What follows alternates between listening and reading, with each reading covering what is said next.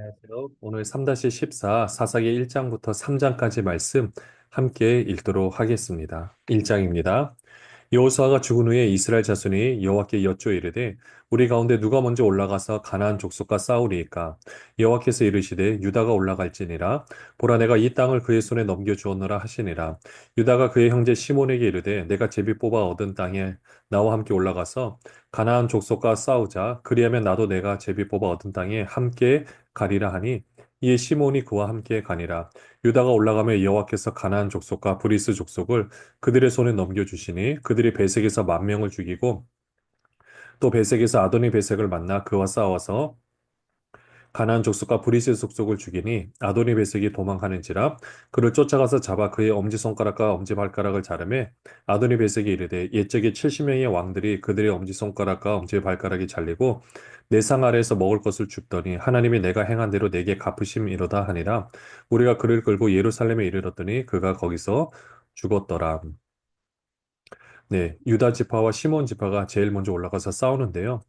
그때 아도니 베섹이라는 이 왕이 잡혔는데 이 아도니 베섹이 이런 고백을 하죠. 예전에 70명의 왕들의 엄지손가락과 엄지발가락을 잘라서 자기 상 아래에서 먹을 것을 줍게 했다. 그만큼 비참하게 삶을 살았는데 왕들이 그렇게 비참하게 삶을 살았다라면 일반 백성들은 어떻게 대했을까 생각해 보시면 됩니다. 그 죄악이 얼마나 컸을지, 그리고 그것 가운데 이제 유다와 시몬 지파가 점령을 해서 하나님 문화를 그 땅 가운데 심겨야 되는 사명을 감당해야 하는 거죠.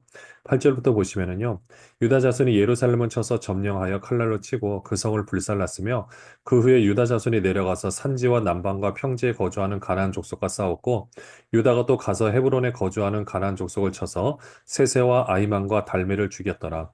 헤브론의 본 이름은 기럇 아르바였더라. 네, 유다 지파가 예루살렘과 헤브론을 칩니다. 헤브론의 본 이름이 기럇 아르바라고 이야기를 하고 있고요. 11절부터 보시면요. 거기서 나아가서 드빌의 주민들을 쳤으니 드빌의 본 이름은 기럇세벨이라. 갈렙이 말하기를 기럇세벨을 쳐서 그것을 점령하는 자에게는 내 딸 락사를 아내로 주리라 하였더니 갈렙의 아우 그나스의 아들인 온니엘이 그것을 점령하였으므로 갈렙이 그의 딸 악사를 그에게 아내로 주었더라. 악사가 출가할 때 그에게 청하여 자기 아버지에게 밭을 구하자 하고 나귀에서 내리매 갈렙이 묻되 내가 무엇을 원하느냐 하니 이르되 내게 복을 주소서 아버지께서 나를 남방으로 보내시니 샘물도 내게 주소서 하며 갈렙이 윗샘과 아랫샘을 그에게 주었더라. 이스라엘의 첫 번째 이제 사사죠. 온니엘이 이렇게 등장을 하고 있습니다. 16절부터 보시면은요. 모세의 장인은 겐 사람이라 그의 자손이 유다 자손과 함께 종려나무 성읍에서 올라가서 아란 남방의 유다 황무지에 이르러 그 백성 중에 거주하니라. 유다가 그의 형제 시므온과 함께 가서 스밧에 거주하는 가나안 족속을 쳐서 그것을 진멸하였으므로 그 성읍의 이름을 호르마라 하니라. 유다가 또 가사 및 그 지역과 아스글론 및 그 지역과 에그론 및 그 지역을 점령하였고 여호와께서 유다와 함께 계셨으므로 그가 산지 주민을 쫓아내었으나 골짜기의 주민들은 철 병거가 있으므로 그들을 쫓아내지 못하였으며 그들이 모세가 명령한 대로 헤브론을 갈렙에게 주었더니 그가 거기서 안악의 세 아들을 쫓아내었고 베냐민 자손은 예루살렘에 거주하는 여부수 족속을 쫓아내지 못하였으므로 여부수 족속이 베냐민 자손과 함께 오늘까지 예루살렘에 거주하니라.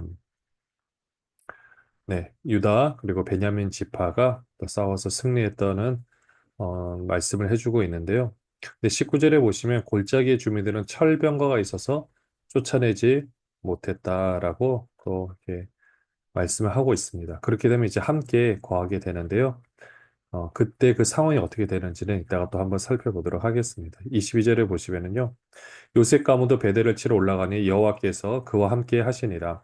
요셉 가문이 베델을 정탐하게 하였는데 그 성읍의 본 이름은 루스라. 정탐꾼들이 그 성읍에서 한 사람이 나오는 것을 보고 그에게 이르되 청하노니 이 성읍의 입구를 우리에게 보이라. 그리하면 우리가 내게 선대하리라 하매 그 사람이 성읍의 입구를 가리킨지라. 이에 그들이 칼날로 그 성읍을 쳤으되 오직 그 사람과 그의 가족을 놓아 보내매 그 사람이 햇사람들의 땅에 가서 성읍을 건축하고 그곳의 이름을 루스라 하였더니 오늘까지 그곳에 이름이 되니라.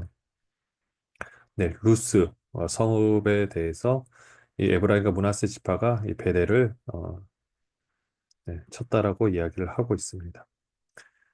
자, 27절부터 보시면은요. 므낫세가 벳사온과 그의 딸린 마을들의 주민과 다하낙과 그의 딸린 마을들의 주민과 돌과 그의 딸린 마을들의 주민과 아블라함과 그의 딸린 마을들의 주민과 무기토와 그의 딸린 마을들의 주민들을 쫓아내지 못하며 가나안 족속이 결심하고 그 땅에 거주하였더니 이스라엘이 강성한 후에야 가나안 족속에게 노역을 시켰고 다 쫓아내지 아니하였더라.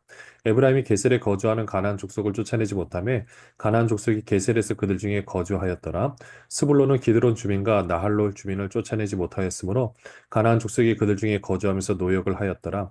아셀이 악고 주민과 시돈 주민과 알랍과 악십과 헬바와 아비과 르홉 주민을 쫓아내지 못하고 아셀 족속이 그 땅의 주민 가나안 족속 가운데 거주하였으니 이는 그들을 쫓아내지 못함이었더라. 납달리는 베세메스 주민과 베다나 주민을 쫓아내지 못하고 그 땅의 주민 가나안 족속 가운데 거주하였으나 베세메스와 베다나 주민들이 그들에게 노역을 하였더라. 아모리 족속이 단 자손을 산지로 몰아넣고 골짜기에 내려오기를 용납하지 아니하였으며 결심하고 헤레스 산과 아얄론과 사알빔에 거주하였더니 요셉의 가문의 힘이 강성함에 아모리 족속이 마침내는 노역을 하였으며 아모리 족속의 경계는 아그라빈 비탈의 바위부터 위쪽이었더라. 네, 아직도 다 이렇게 쫓아내지 못한 상황들이 이르게 됐죠. 그러니까 이제 힘이 있게 되면은 그나마 이제 노역을 시킬 수 있었지만은 결국 그 민족도 거기에 이제 살려고 하고 그러다 보니까 결국은 이게 쫓아내지 못한 그 민족에 대해서 말씀을 해주고 있습니다. 2장부터 보시면은요. 여호와의 사자가 길갈에서부터 복임으로 올라와 말하되 내가 너희를 애굽에서 올라오게 하여 내가 너희의 조상들에게 맹세한 땅으로 들어가게 하였으며 또 내가 이르기를 내가 너희와 함께 한 언약을 영원히 어기지 아니하리니 너희는 이 땅의 주민과 언약을 맺지 말며 그들의 제단들을 헐라하였거늘 너희가 내 목소리를 듣지 아니하였으니 어찌하여 그리하였느냐 그러므로 내가 또 말하기를 내가 그들을 너희 앞에서 쫓아내지 아니하리니 그들이 너희 옆구리에 가시가 될 것이며 그들의 신들이 너희에게 올무가 되리라 하였노라. 여호와의 사자가 이스라엘 모든 자손에게 이 말씀을 이름해 백성이 소리를 높여 온지라 그러므로 그것을 이름하여 복임이라 하고 그들이 거기서 여호와께 제사를 드렸더라. 하나님께서 여호수아를 통해서 계속 부탁한 게 있었죠. 그것은 2절에 보시면은 이 땅의 주민과 언약을 맺지 말고 제단을 헐라라고 했는데 그 목소리를 듣지 않고 그대로 내버려 두었다라는 거죠. 그렇게 되면은 3절 후반절에 보시면 너희 옆구리에 가시가 되고 그들이 신들이 너희에게 올무가 될 것이다.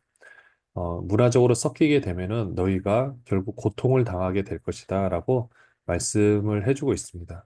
여호와의 사자가 이런 말을 하니까 온 백성들이 슬퍼서 울었고요. 그래서 그곳 이름을 복임이라고 했다라고 말씀하고 있습니다. 6절부터 보시면요. 전에 여호수아가 백성을 보내매 이스라엘 자손이 각기 그들의 기업으로 가서 땅을 차지하였고 백성이 여호수아가 사는 날 동안과 여호수아 뒤에 생존한 장로들 곧 여호와께서 이스라엘을 위하여 행하신 모든 큰 일을 본 자들이 사는 날 동안에 여호와를 섬겼더라. 여호와의 종 눈의 아들 여호수아가 110세에 죽음에 무리가 그의 기업의 경내에 에브라임 산지 가하스산 북쪽 딥난 헤레스에 장사하였고 그 세 사람도 다 그 조상들에게로 돌아갔고 그 후에 일어난 다른 세대는 여호와를 알지 못하며 여호와께서 이스라엘을 위하여 행하신 일도 알지 못하였더라. 여호수아가 죽자마자 지도자가 없어서 그런지 원래는 이렇게 또 다 이렇게 하나님 품을 떠나게 되는 걸 보게 되는데요. 원래는 레위인들을 통해서 말씀대로 가르치라는 사명을 감당하게 했는데 좀 그 역할들을 잘 못하고 있는 것 같아 보입니다. 11절에 보시면은요. 이스라엘 자손이 여호와의 목전에 악을 행하여 바알들을 섬기며 애굽 땅에서 그들을 인도하여 내신 그들의 조상들의 하나님 여호와를 버리고 다른 신들 곧 그들의 주위에 있는 백성의 신들을 따라 그들에게 절하여 여호와를 진노하시게 하였으되 곧 그들이 여호와를 버리고 바알과 아스타롯을 섬겼으므로 여호와께서 이스라엘에게 진노하사 노력하는 자의 손에 넘겨주사 그들이 노력을 당하게 하시며 또 주위에 있는 모든 대적의 손에 팔아 넘기심에 그들이 다시는 대적을 당하지 못하였으며 그들이 어디로 가든지 여호와의 손이 그들에게 재앙을 내리시니 곧 여호와께서 말씀하신 것과 같고 여호와께서 그들에게 맹세하신 것과 같아서 그들의 괴로움이 심하였더라. 여호와께서 사사들을 세우사 노략자의 손에서 그들을 구원하게 하셨으나 그들이 그 사사들에게도 순종하지 아니하고 오히려 다른 신들을 따라가 음행하며 그들에게 절하고 여호와의 명령을 순종하던 그들의 조상들이 행하던 길에서 속히 치우쳐 떠나서 그와 같이 행하지 아니하였더라. 여호와께서 그들을 위하여 사사들을 세우실 때에는 그 사사와 함께 하셨고 그 사사가 사는 사는 날 동안에는 여호와께서 그들을 대적의 손에서 구원하셨으니 이는 그들이 대적에게 압박과 괴롭게 함을 받아 슬피 부르짖음으로 여호와께서 뜻을 돌이키셨음이거늘 그 사사가 죽은 후에는 그들이 돌이켜 그들의 조상들보다 더욱 타락하여 다른 신들을 따라 섬기며 그들에게 절하고 그들의 행위와 패역한 길을 그치지 아니하였으므로 여호와께서 이스라엘에게 진노하여 이르시되 이 백성이 내가 그들의 조상들에게 명령한 언약을 어기고 나의 목소리를 순종하니 아니하였은즉 나도 여호수아가 죽을 때에 남겨둔 이방 민족들을 다시는 그들 앞에서 하나도 쫓아내지 아니하리니 이는 이스라엘이 그들의 조상들이 지킨 것 같이 나 여호와의 도를 지켜 행하나 아니하나 그들을 시험하려 함이라 하시니라. 여호와께서 그 이방 민족들을 머물러 두사 그들을 속히 쫓아내지 아니하셨으며 여호수아의 손에 넘겨주지 아니하셨더라. 이스라엘이 하나님을 떠나다 보니까 결국 하나님도 이스라엘을 돌보실 필요가 없는 거죠. 물론 부모의 심정이니까 이스라엘이 하나님을 섬기지 않는다 그래서 그를 완전하게 버리신 것은 아니지만 하나님을 섬기지 않는다는 것 자체가 이미 우상을 섬기는 거고 그러면 그 삶은 피폐해질 수밖에 없습니다. 그러면 그런 피폐한 삶을 가나안 족속들이 봤을 때 저게 참 멋진 삶이다라고 볼 필요가 없거든요. 그냥 물질적으로 사는 삶이면 그들이 훨씬 더 잘 삽니다. 어설프게 이렇게 사는 것보다 훨씬 더 낫거든요. 그렇기 때문에 진짜 잘 사는 것이 무엇인지를 말씀대로 지킬 때 그렇게 살 수 있는 건데 그것을 보여줄 때 그들에게도 선한 영향력을 미칠 수가 있어서 그들이 하나님 품으로 돌아올 수 있게 되는 거죠. 안타깝게도 그 일들을 감당하지 못했다라는 겁니다. 3장에 보시면은요, 여호와께서 가나안의 모든 전쟁들을 알지 못한 이스라엘을 시험하려 하시며 이스라엘 자손의 세대 중에 아직 전쟁을 알지 못하는 자들에게 그것을 가르쳐 알게 하려 하사 남겨두신 이방 민족들은 블레셋의 다섯 군주들과 모든 가나안 족속과 시돈 족속과 바알 헤르만 산에서부터 하맛 입구까지 레바논 산에 거주하는 히위 족속이라 남겨두신 이 이방 민족들로 이스라엘을 시험하사 여호와께서 모세를 통하여 그들의 조상들에게 이르신 명령들을 순종하는지 알고자 하셨더라. 그러므로 이스라엘 자손은 가나안 족속과 헷 족속과 아모리 족속과 브리스 족속과 히위 족속과 여부스 족속 가운데 거주하면서 그들의 딸들을 맞아 아내로 삼으며 자기 딸들을 그들의 아들들에게 주고 또 그들의 신들을 섬겼더라. 전쟁을 경험한 세대도 있지만은 또 아직 나이가 어려서 전쟁을 경험하지 못한 세대들을 위해서도 아직 그 미만 민족들을 남겨뒀다라고 기록을 하고 있습니다. 네. 그렇게 해서 무엇보다 4절에 보시면은 이들을 통해서 이스라엘을 시험하겠다. 그러니까 이 시험은 넘어뜨리는 시험이 아니라 그들의 수준을 알기 위해서 세우는 시험인 거죠. 어떤 시험이냐? 여호와께서 모세를 향하여 그들에게 조상들에게 이르신 명령들을 순종하는지 알고자. 그러니까 어려운 상황, 이 민족들로 인해서 어려운 상황이 있을 때 말씀대로 순종하는가 순종하지 않는가를 알게 하려 하심입니다. 그렇게 해서 그들을 세워가려고 하는 거죠. 마침 우리에게도 가끔 어려운 일이 눈앞에 보이는 어려운 일이 있을 수도 있는데 그 일들이 닥쳤을 때 하나님을 신뢰하는가 신뢰하지 않는가 이것을 보고 싶어 하는 하나님 아버지의 심정을 이렇게 표현을 하고 있습니다. 7절부터 보시면은요. 이스라엘 자손이 여호와의 목전에 악을 행하여 자기들의 하나님 여호와를 잊어버리고 바알들과 아세라들을 섬긴지라 여호와께서 이스라엘에게 진노하사 그들을 메소보다미아 왕 구산 리사다임의 손에 파셨으므로 이스라엘 자손이 구산 리사다임을 8년 동안 섬겼더니 이스라엘 자손이 여호와께 부르짖으며 여호와께서 이스라엘 자손을 위하여 한 구원자를 세워 그들을 구원하게 하시니 그는 곧 갈렙의 아우 그나스의 아들 온니엘이라 여호와의 영이 그에게 임하셨으므로 그가 이스라엘의 사사가 되어 나가서 싸울 때 여호와께서 메소보다미아 왕 구산 리사다임을 그의 손에 넘겨주심에 온니엘의 손이 구산 리사다임을 이기니라 그 땅이 평온한 지 40년의 그나스의 아들 온니엘이 죽었더라. 이스라엘 백성들이 하나님의 말씀대로 살지 못하니까 이제 그들을 내버려 두시는 거죠. 그럼 어떻게 합니까? 주변 나라들이 이스라엘을 점령하게 되는 거죠. 결국 그러면은 이들이 어떻게 합니까? 하나님 용서해 주세요. 저희를 구원해 주세요. 라고 이렇게 회개하며 기도하면 하나님께서 이렇게 사사를 세워 주셔서 구원하게 하십니다. 앞으로 시작된 이 사사 시대가 바로 그런 역사가 반복이 되는 거죠. 사사는 재판관이라는 뜻을 가지고 있는 지도자로서 왕은 아니지만 하나님의 말씀대로 이 백성들을 구원해내고 그렇게 지도하는 사람들이었습니다. 이스라엘의 첫 번째 사사가 바로 오늘 온니엘입니다. 그래서 이스라엘 백성들이 메소포타미아 왕 구산 리사다임의 손에 팔려서 8년 동안 조공을 바치니까 얼마나 힘들었겠어요. 그래서 하나님께 부르짖으니까 온니엘을 통해서 구원하게 하신 거죠. 자, 그런 역사들이 계속해서 이어지는데 12절에 보시면 이스라엘 자손이 또 여호와의 목전에 악을 행하니라. 이스라엘 자손이 여호와의 목전에 악을 행함으로 여호와께서 모압 왕 에글론을 강성하게 하사 그들을 대적하게 하심에 에글론이 암몬과 아말렉 자손들을 모아 가지고 와서 이스라엘을 쳐서 종려나무 성읍을 점령한지라. 이에 이스라엘 자손이 모압 왕 에글론을 18째 해 동안 섬기니라. 이스라엘 자손이 여호와께 부르짖음에 여호와께서 그들을 위하여 한 구원자를 세우셨으니 그는 곧 베냐민 사람 게라의 아들 왼손잡이 에웃이라. 이스라엘 자손이 그를 통하여 모압 왕 에글론에게 공물을 바칠 때에 에웃이 길이가 한 규빗 되는 좌우에 날쌍칼을 만들어 그의 오른쪽 허벅지 옷 속에 차고 공물을 모압 왕 에글론에게 바쳤는데 에글론은 매우 비둔한 자였더라. 에웃이 공물 바치기를 마친 후에 공물을 메고 온 자들을 보내고 자기는 길갈 근처 돌 뜨는 곳에서부터 돌아와서 이르되 왕이여 내가 은밀한 일을 왕에게 아뢰려 하나이다 하니 왕이 명령하여 조용히 하라 하매 모셔 선지자들이 다 물러간지라. 에웃이 그에게로 들어가니 왕은 서늘한 다락방에 홀로 앉아 있는 중이라. 에웃이 이르되 내가 하나님의 명령을 받들어 왕에게 아랠 일이 있나이다 하매 왕이 그의 좌석에서 일어나니 에웃이 왼손을 뻗쳐 그의 오른손 허벅지 위에서 칼을 빼어 왕의 몸을 찌르매 칼자루도 나를 따라 들어가서 그 끝이 등 뒤까지 나갔고 그가 칼을 그의 몸에서 빼내지 아니하였으므로 기름이 칼날에 엉겼더라. 에웃이 현관에 나와서 다락문들을 뒤에서 닫아 잠그니라. 에웃이 나간 후에 왕의 신하들이 들어와서 다락문들이 잠겼음을 보고 이르되 왕이 분명히 서늘한 방에서 그의 발을 가리우신다 하고 그들이 오래 기다려도 왕이 다락문들을 열지 아니하는지라 열쇠를 가지고 열어본즉 그들의 군주가 이미 땅에 엎드려져 죽었더라. 그들이 기다리는 동안에 에옷이 피하여 돌뜨는 곳을 지나 스이라로 도망하니라. 그가 이르러 에브라임 산지에서 나팔을 불매 이스라엘 자손이 산지에서 그를 따라 내려오니 에옷이 앞서가며 그들에게 이르되 나를 따르라 여호와께서 너희의 원수들인 모압을 너희의 손에 넘겨 주셨느니라 하매 무리가 에옷을 따라 내려가 모압 맞은편 요단강 나루를 장악하여 한 사람도 건너지 못하게 하였고 그때 모압 사람 약 10,000명을 죽였으니 모두 장사요 모두 용사라 단 한 사람도 도망하지 못하였더라. 그날에 모압이 이스라엘 수하에 굴복하며 그 땅이 80년 동안 평온하였더라. 네, 사사 에웃 왼손잡이입니다.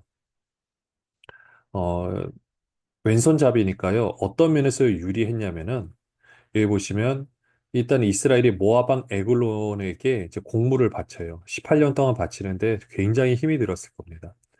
그래서 이 에웃이 어떻게 할까? 이제 이 모압 왕 에글론을 만나러 가는 거죠. 근데 보통 이렇게 한 나라의 왕을 만나게 되면 이제 보통 이제 무기 검사를 하는데 대부분이 이제 오른손잡이인 경우가 있으니까 칼집이 그러면 어디 있습니까? 왼편에 있거든요. 그러니까 왼편에 있어서 그쪽을 이제 중심적으로 살펴보는데 에웃은 오른손잡이에요. 그러니까 칼집 아니 왼손잡이에요. 칼집이 그러니까 오른쪽에 있습니다. 그러니까 반대쪽에서 이렇게 딱 펼쳐야 되니까요. 그러니까 아마 그쪽에 좀그 이제 체크하는데 조금 이제 허술했던 것 같습니다. 그렇게 해서 그 왕한테 들어가서 조용히 왕을 만나자고 하니까 왕이 다 물러가라 하고 에웃을 이제 다락방에서 서늘한 다락방에서 만났는데 에웃이 칼을 빼내서 찌르는 거죠. 여기 보시면은 2절에 보시면 그 칼자루도 칼을 따라 들어갔다라고 했어요. 네, 들어가서 기름이 칼날에 엉겼다라고 하는데 이건 사실 기름뿐만 아니라 안에 있는 배설물까지 다 섞여 있는 것을 말하고 있습니다. 그러니까 어때요?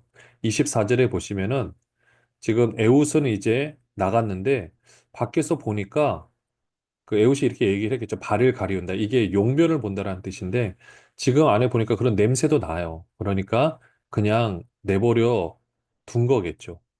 사실은 찔려가지고 다 안에 있는 것들 다 흘러나와서 그런 건데, 그러다가 에옷은 이제 도망을 가고 들어와서 보니까 이제 왕이 죽어 있는 거죠. 그래서 에옷이 또 군대를 끌고 와서 이제 이 모든 그 전쟁을 하고 이제 승리를 하게 됩니다. 그래서 또 그 땅이 80년 동안 평온했다라고 말씀하고 있습니다.